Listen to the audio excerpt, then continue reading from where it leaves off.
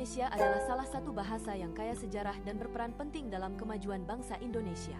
Bahasa Indonesia berasal dari rumpun bahasa Austronesia yang merupakan salah satu kelompok bahasa terbesar di dunia. Rumpun bahasa ini mencakup bahasa-bahasa yang digunakan di berbagai pulau di Pasifik dan Asia Tenggara. Bahasa Melayu merupakan cikal bakal dari bahasa Indonesia modern. Bahasa Melayu kuno telah digunakan sebagai bahasa pelantara di kawasan Melayu sejak abad ke-7. Bahasa ini menjadi bahasa perdagangan dan komunikasi antara berbagai kelompok etnis di Nusantara. Dan setelah Indonesia merdeka, bahasa Melayu dipilih sebagai bahasa nasional dan resmi negara dengan nama Bahasa Indonesia. Penetapan ini bertujuan untuk mempersatukan berbagai suku dan etnis di seluruh Nusantara dalam satu bahasa yang bisa dipahami oleh semua. Seiring berjalannya waktu, bahasa Indonesia terus mengalami perubahan dan perkembangan, tetapi akar sejarah dan pengaruh dari berbagai bahasa tetap menjadi bagian penting dari identitasnya. Pertama, sejarah perkembangan bahasa Indonesia. Bahasa Indonesia yang kita kenal sekarang berasal dari bahasa Melayu. Bahasa Indonesia berkembang dan dikembangkan dengan modal utamanya adalah bahasa Melayu yang penutur aslinya berada di tanah Melayu, yakni sebagian besar daratan Pulau Sumatera dan daratan Malaysia sekarang. Maksud konsep berkembang adalah bahwa bahasa Melayu digunakan oleh penuturnya secara alamiah, berkembang ke arah lebih modern sesuai dengan tuntutan zaman penuturnya. Secara resmi pengikraran bahasa Melayu menjadi bahasa Indonesia telah dipatrikan melalui Sumpah Pemuda pada 28 Oktober 1928. Halaman tersebut diungkapkan dengan ikrar ketiga pemuda dan pemudi Indonesia yang berbunyi, "Kami putra dan putri Indonesia menjunjung bahasa persatuan yaitu bahasa Indonesia."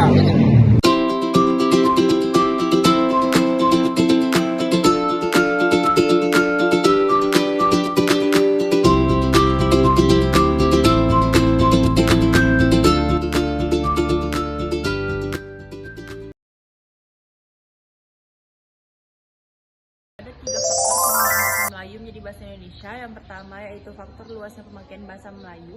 Faktor pendukung pertama keberterimaan bahasa Melayu sebagai bahasa Indonesia adalah faktor luasnya pemakaian bahasa Melayu terutama di wilayah perdagangan Nusantara. Berabad-abad sebelum abad ke-20 telah dipakai sebagai bahasa perantara yang tidak hanya di Kepulauan Nusantara tetapi juga digunakan di sebagian besar daerah Asia Tenggara. Telah menjelaskan bahwa penggunaan bahasa Melayu sebagai lingua franca di Nusantara, yakni bahasa Melayu kuno, telah dipakai tidak saja sebagai bahasa resmi, tetapi juga sebagai bahasa perantara umum di zaman Sriwijaya. 2. Faktor berterimanya penggunaan bahasa Melayu dalam sastra. Faktor pendukung kedua keberterimaan bahasa Melayu sebagai bahasa Indonesia adalah telah banyaknya penggunaan bahasa Melayu, baik bahasa Melayu tinggi maupun bahasa Melayu rendah, dalam karya sastra. Dalam perkembangan pada akhir abad ke-19 atau awal abad 20, banyak roman mengisahkan kehidupan nyata sehari-harinya dibuat dalam surat kabar dengan menggunakan bahasa Melayu rendah ataupun bahasa Melayu yang tinggi. 3. Faktor penggunaan bahasa Melayu dalam persurat kabaran. Faktor pendukung ketiga keberterimaan bahasa Melayu sebagai bahasa Indonesia adalah banyaknya digunakan bahasa Melayu dalam persurat kabaran, tidak hanya di Jakarta tetapi juga di berbagai kota.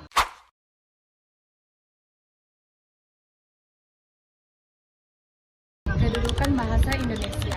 Kedudukan bahasa Indonesia terbagi menjadi dua. Yang pertama, kedudukan bahasa Indonesia sebagai bahasa nasional. Kedudukan bahasa Indonesia sebagai bahasa nasional melekat sejak Sumpah Pemuda tahun 1928 dengan ikrar yang berbunyi menjunjung tinggi bahasa persatuan bahasa Indonesia. Yang kedua, kedudukan bahasa Indonesia sebagai bahasa negara. Kedudukan ini diakui pada tanggal 18 Agustus 1945. Kedudukan ini bermaksud dengan pasal 36 Undang-Undang Dasar 1945 yang berbunyi bahasa negara adalah bahasa Indonesia.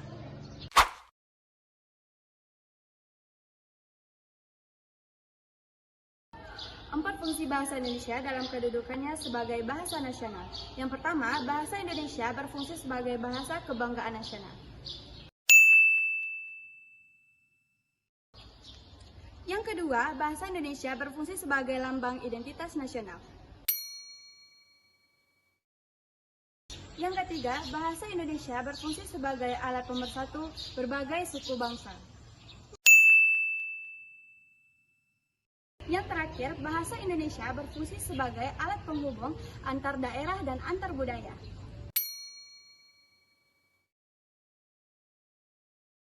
Empat fungsi bahasa Indonesia dalam kedudukannya sebagai bahasa negara.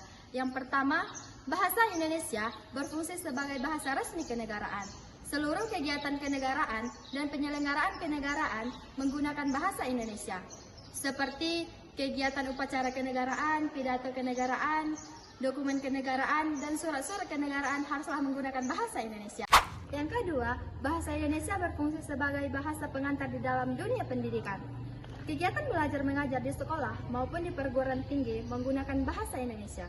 Bahasa Indonesia juga digunakan dalam pengembangan bahan ajar, seperti buku ajar, buku teks, dan buku penunjang pelajaran.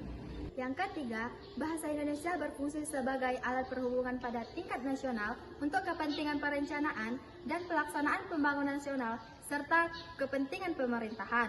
Dalam hal ini, bahasa Indonesia digunakan untuk kelancaran komunikasi antar lembaga negara dan digunakan bahasa Indonesia agar perencanaan dan pelaksanaan pembangunan dapat berjalan dengan lancar. Fungsi yang terakhir, bahasa Indonesia berfungsi sebagai pengembangan kebudayaan, ilmu pengetahuan, dan teknologi.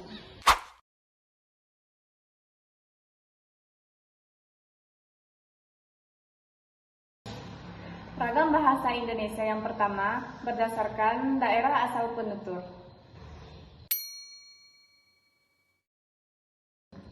Yang kedua yaitu berdasarkan pendidikan penutur. Yang ketiga adalah berdasarkan sikap penutur. Yang keempat ialah berdasarkan pokok persoalan. Yang kelima, berdasarkan sarana.